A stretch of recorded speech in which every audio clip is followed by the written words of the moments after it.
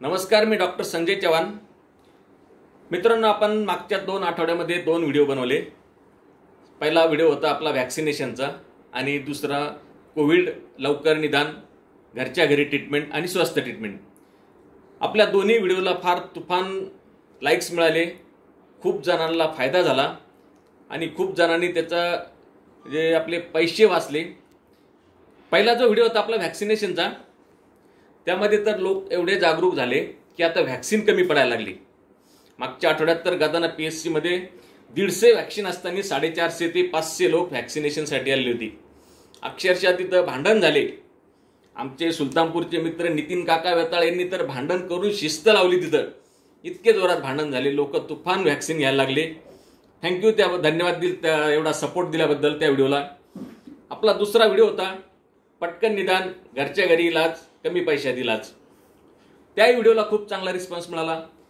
खूप लोकांनी अक्षरशः अगदी सर्दी होऊन 2 दिवस झाले की निदान करून घ्यायला लागले, टेस्ट करून घ्यायला लागले आणि घरच्या घरी बरे पण झाले।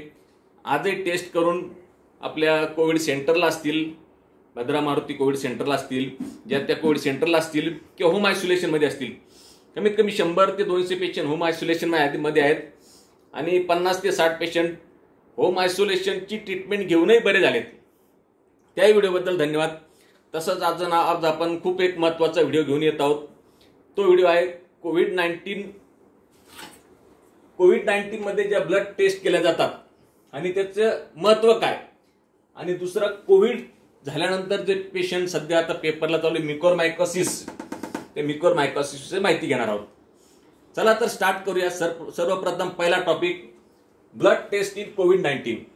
जेव्हा आपण कुठलाही आजार होतो ब्लड टेस्ट करतो, तर कोरोना झाल्यानंतर किंवा कोविड टेस्ट तुमची पॉझिटिव्ह आल्यानंतर, RT-PCR पॉझिटिव्ह आल्यानंतर कुठल्या ब्लड टेस्ट करायच्या किंवा प्रथम अवस्थेमध्येच कुठल्या ब्लड टेस्ट करायच्या आणि त्या ब्लड टेस्टला महत्त्व किती, हे आपण आज बघणार आहोत।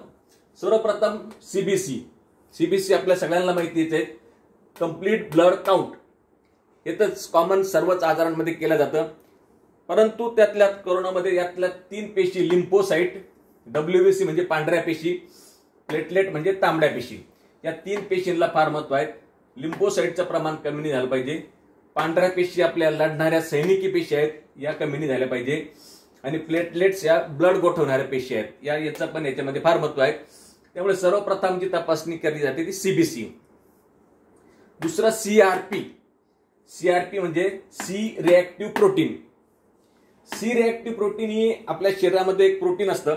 जेव्हा आपल्या शरीरामध्ये व्हायरस किंवा बॅक्टेरियाची एंट्री होते, आपल्या शरीराचं त्याचं जेव्हा युद्ध चालू होतं थोडक्यात, तर ते प्रोटीन रिलीज होतात, त्याला म्हणतात CRP टेस्ट इतकी सोपी आणि साधी आहे मित्रांनो, की आपण आपल्या लोकल लेवलचे, आपले जे लोकल डॉक्टर असतात, फॅमिली फिजिशियन, त्यांच्या लेवलला पण ही टेस्ट होते। सर्वप्रथम तुम्ही कधी सर्दी, थंडी, ताप थोडासा 2-3 दिवस राहिल्यानंतर CBC आणि CRP या 2 टेस्ट जरी केल्या तरी तुम्हाला 70 ते 80% तुम्ही निदानपर्यंत येता की आपण कोविड पॉझिटिव्ह येऊ शकतो की नाही। तर CRPला सगळ्यात महत्त्वाचं, खूप महत्त्व आणि खूप कमी स्वस्तात ट्रीटमेंट होणारी तपासणी आहे। तर याचे जे क्रायटेरिया असतात 0 ते 6 हे नॉर्मल असतात।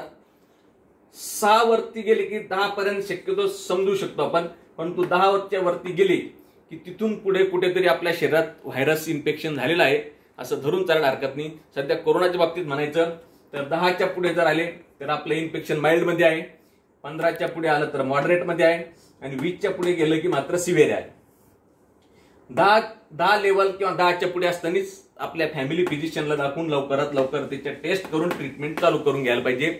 शक्यतो 20च्या पुढे गेलं की बऱ्याच वेळेस पुढच्या तपासण्याची गरज पडते। शक्यतो 20ची वेळ जाऊ देऊ नका। पटकन आपल्याला 2-3 दिवसात जेव्हा लक्षणं जाणवतील तेव्हा CBC आणि CRP या 2 टेस्ट करून घ्या आणि आजाराला टाळा। तिसरी महत्वाची टेस्ट आहे LDH। हे आपल्या पेशीमध्ये आढळणारे प्रथिने आहेत। हे LDH केव्हा फॉर्म होतात, जेव्हा आपल्या शरीरामध्ये व्हायरस आपल्या पेशीला इजा करतो, डॅमेज करतो, तेव्हा ते आपल्या पेशीतून बाहेर पडतात आणि त्याची संख्या वाढू लागते। LDH आणि LDH तुमचं इन्फ्लॅमेशनचं इंडिकेशन आहे, म्हणजे तुमच्या शरीरात कुठेतरी त्यांनी नुकसान करायला सुरुवात केली व्हायरसने. याचं नॉर्मल व्हॅल्यू असते 80 ते 285. याच्यावरती जेवढं वाढत जाईल समजा तेवढं तुमच्या शरीरात त्या व्हायरसने नुकसान केलं आहे. चौथी टेस्ट आहे डी डायमर. डी डायमर ही टेस्ट आहे आपल्या शरीरामध्ये रक्ताच्या गाठी होण्याशी संबंधित आहे.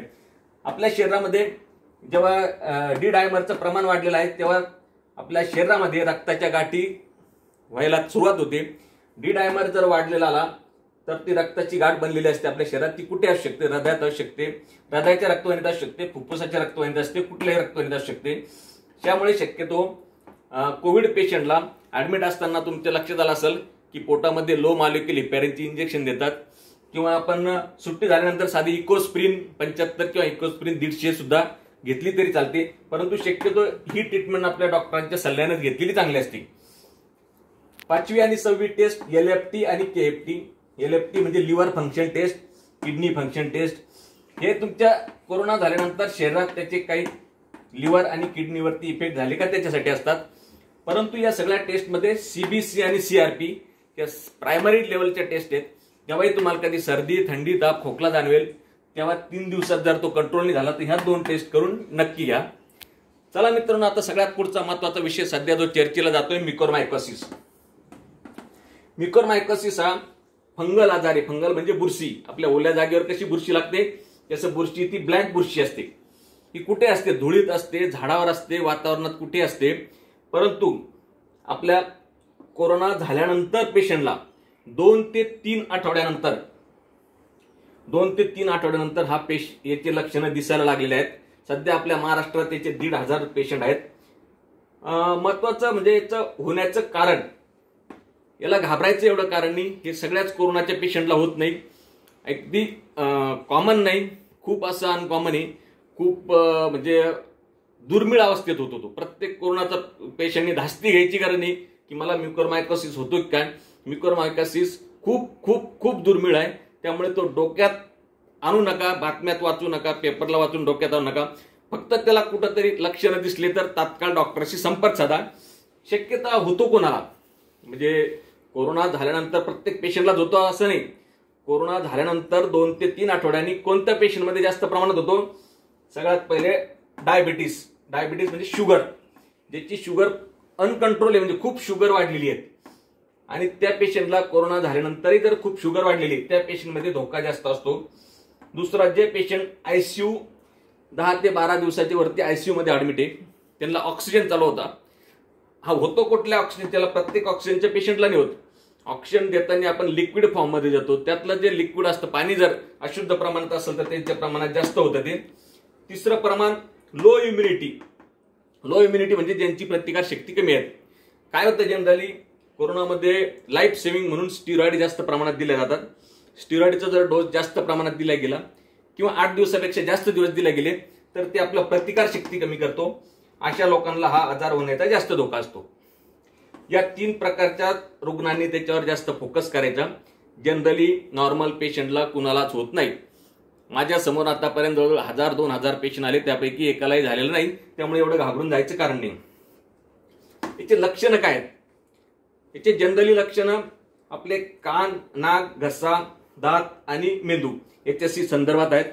सगळ्यात पहिले लक्षण म्हणजे नाक बंद पडणे, नाकावाटे रक्त येणे, श्वास घ्यायला त्रास होणे, डोळे सुजणे, डोळे बाहेर आल्यासारखे होणे, नजर कमी होणे आणि कान किंवा डोळा याच्या आसपास असा काळा डाग येणे आणि वेदना खूप असते. डोकं असो, तुमचा गालाचा एक भाग असो किंवा दात असो, यामध्ये वेदना खूप असतात. त्या वेदना असं तात्काळ अशी लक्षण ताप येतो.